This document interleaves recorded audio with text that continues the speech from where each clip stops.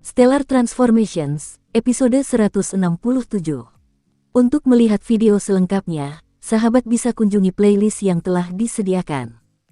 Yuk mari, kita berimajinasi bersama dan masuk ke alur ceritanya.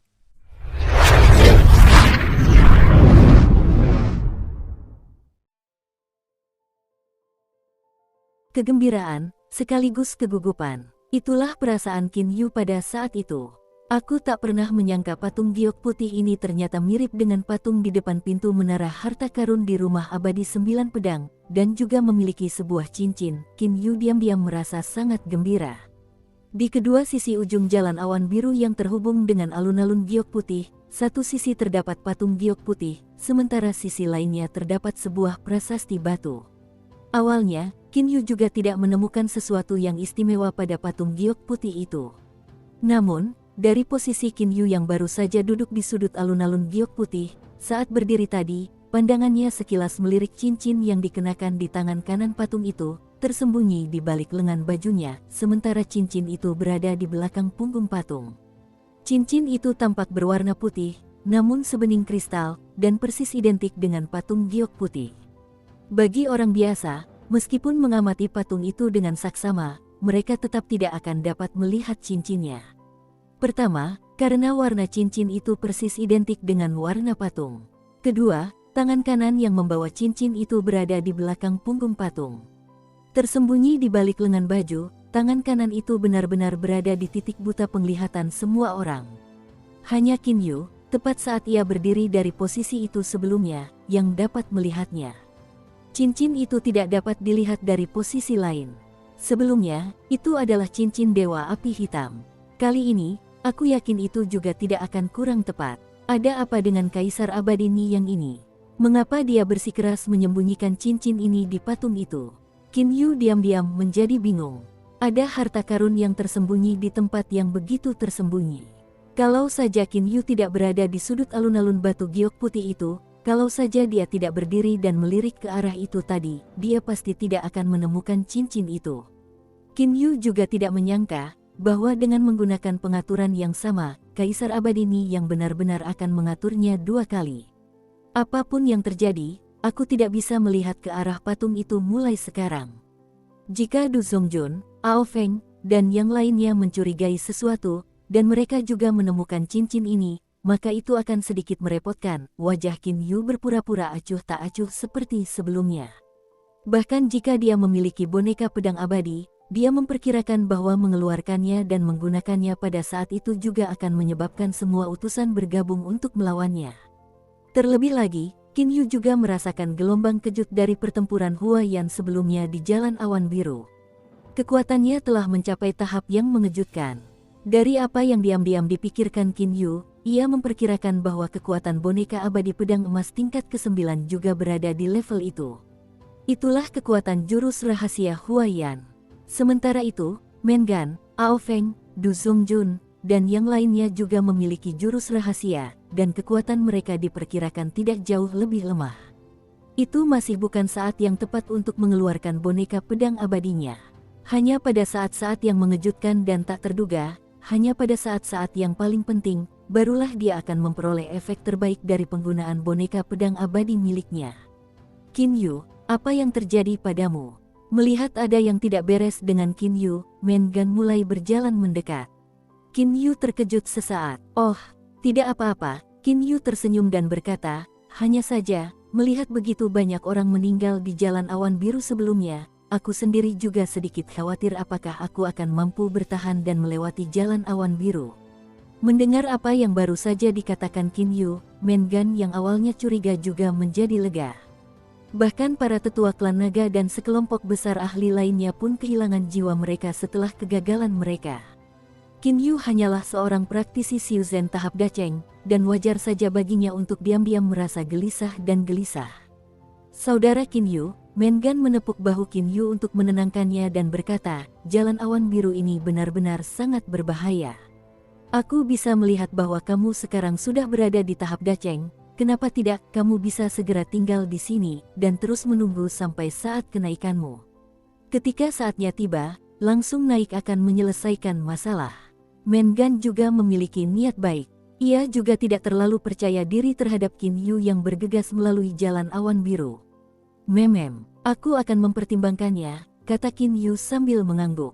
Namun, saat itu, Qin Yu justru diam-diam khawatir.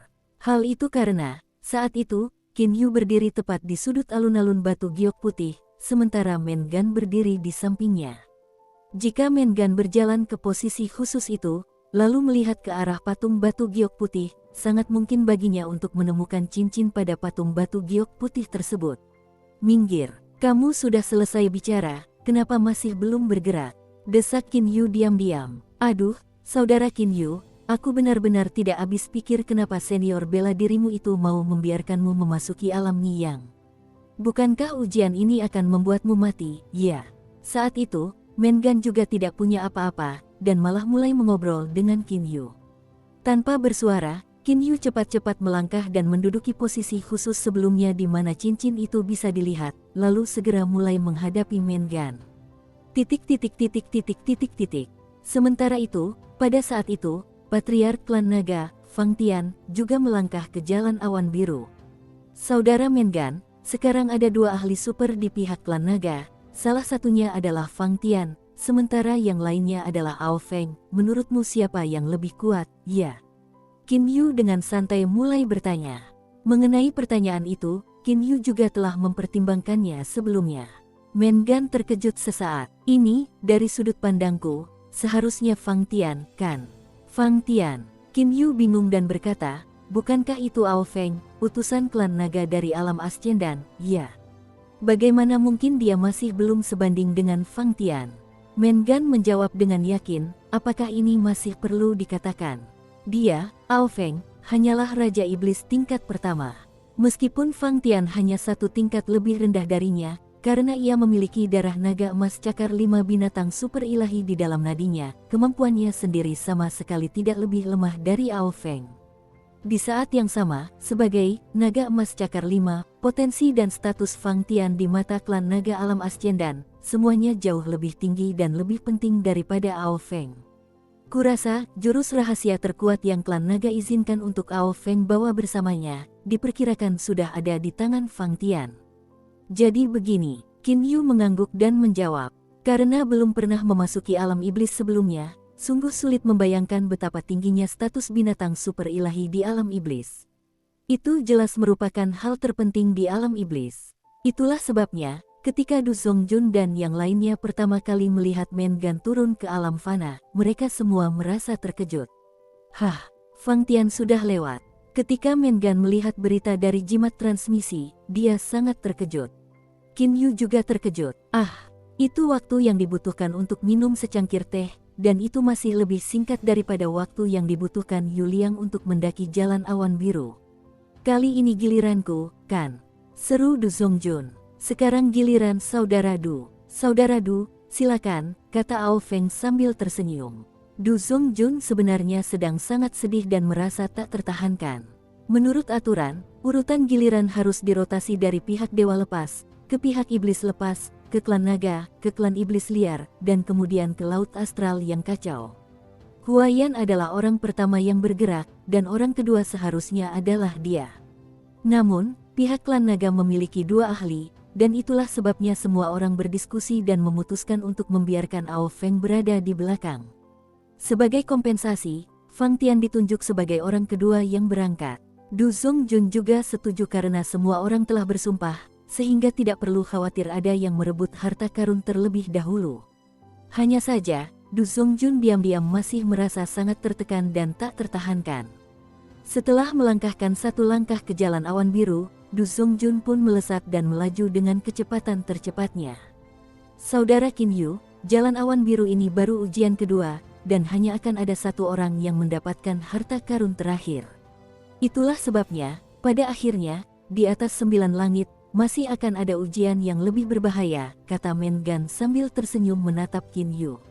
Ekspresi wajah Qin Yu menunjukkan bahwa dia sedikit khawatir. Haha, sudahlah, kau juga tidak perlu memikirkan cobaan itu. Rasanya mustahil bagimu untuk memikirkan cara melewati jalan awan biru ini, canda Mengan. Qin Yu memperlihatkan sedikit ekspresi khawatir di wajahnya tepat pada waktunya. Baiklah, Itu hanya candaan. Saudara Qin Yu, meskipun kau baru di tahap daceng, jika kita membandingkan serangan yang sebenarnya, aku khawatir Dewa Surgawi tingkat kedua atau ketiga pada umumnya tidak akan sebanding denganmu, kan? Ditambah dengan pedang abadi kelas atas yang diberikan Zhong Jue kepadamu, bahkan Dewa Surgawi tingkat kelima atau keenam pun tidak akan berani meremehkanmu. Ah, fondasimu sangat kokoh, dan pencapaianmu di masa depan tak terbatas, puji Mengan. Qin Yu hanya tersenyum rendah hati. Qin Yu tidak tahu secara pasti bahwa, pada saat itu, Mengan sedang berkomunikasi dengan Ao Feng menggunakan jimat transmisi mereka. Mengan, Fang Tian sudah berhasil mencapai 9 surga, jadi tidak akan sulit bagiku untuk masuk dan bertahan hidup. Ketika saatnya tiba, Fang Tian dan aku akan menggabungkan kekuatan kami. Aku ingin melihat bagaimana kau akan bersaing dengan kami.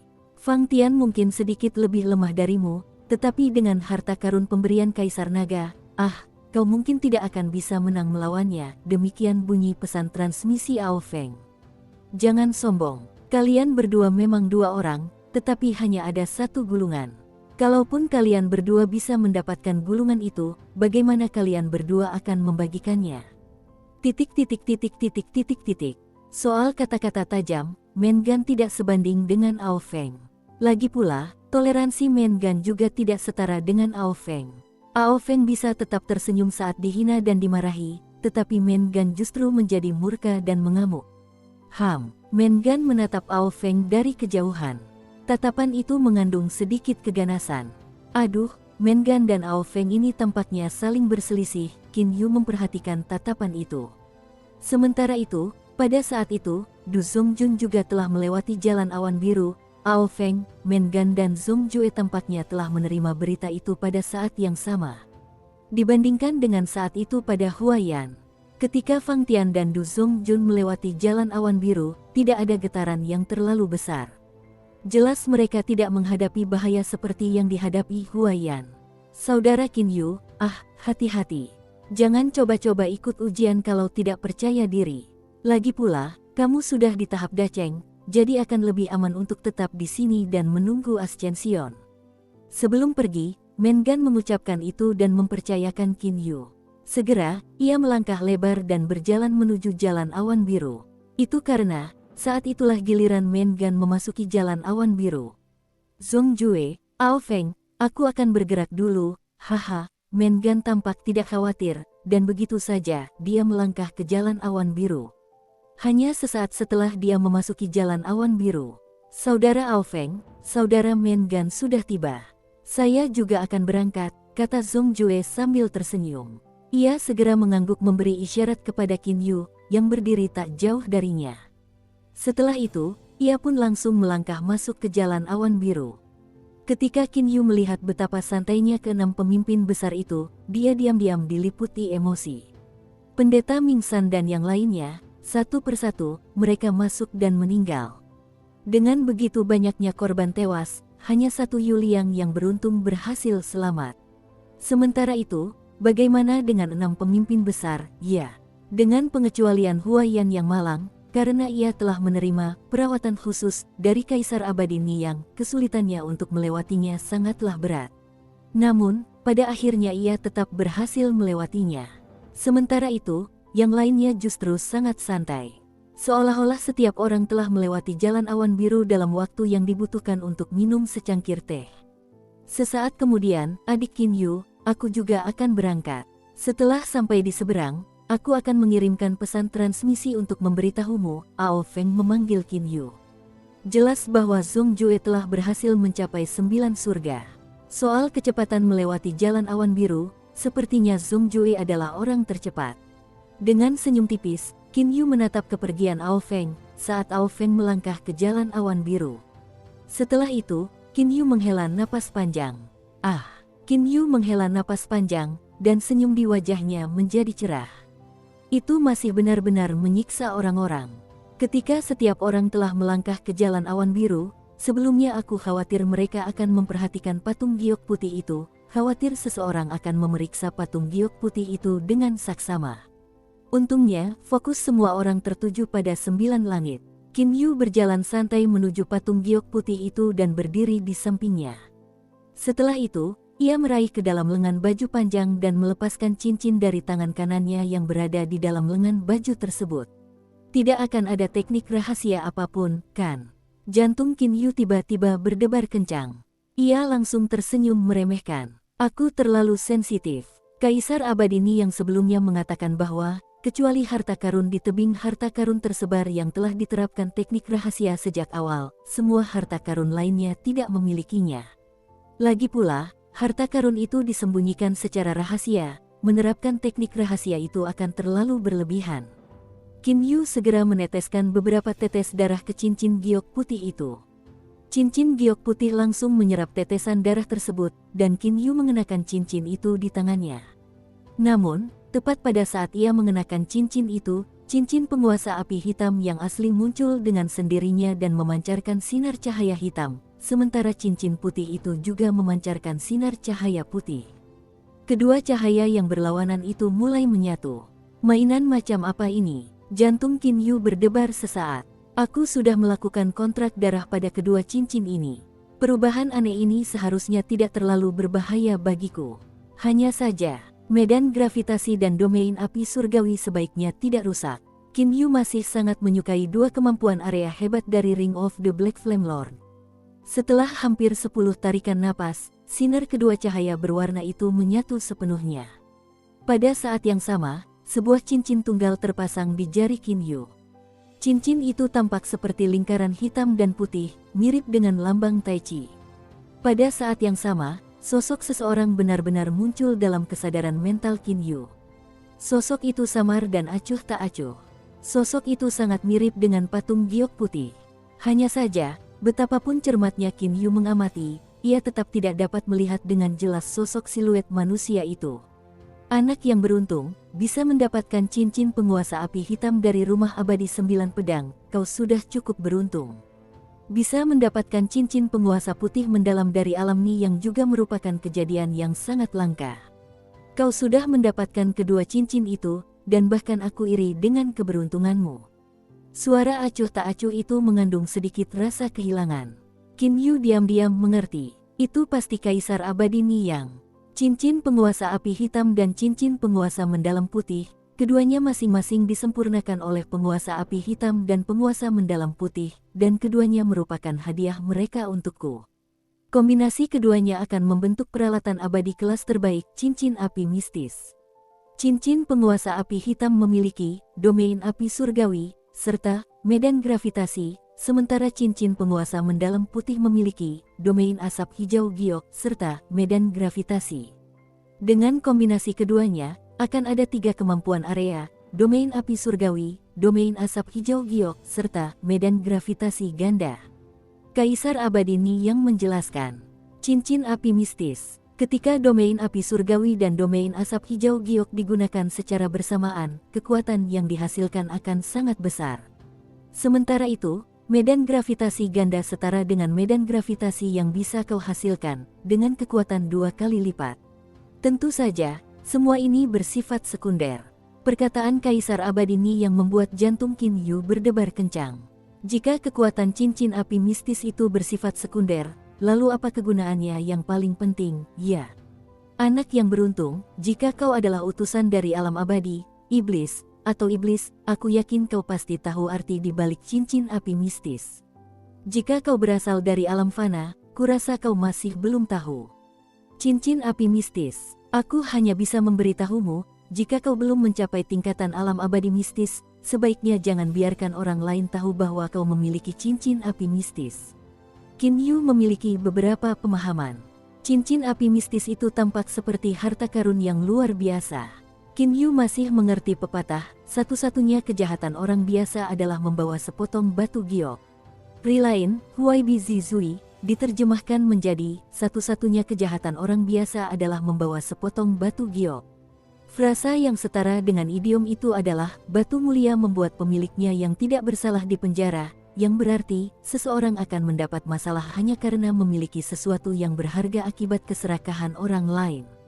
Ah, keberuntunganmu sungguh bagus. Kalau aku punya 1% keberuntunganmu, aku juga tidak akan jatuh ke dalam kondisi seperti ini hari ini. Takdir membodohi orang, Takdir membodohi orang. Suara itu seakan mengandung rasa kehilangan, dan siluet manusia itu langsung menghilang dari kesadaran mentalnya.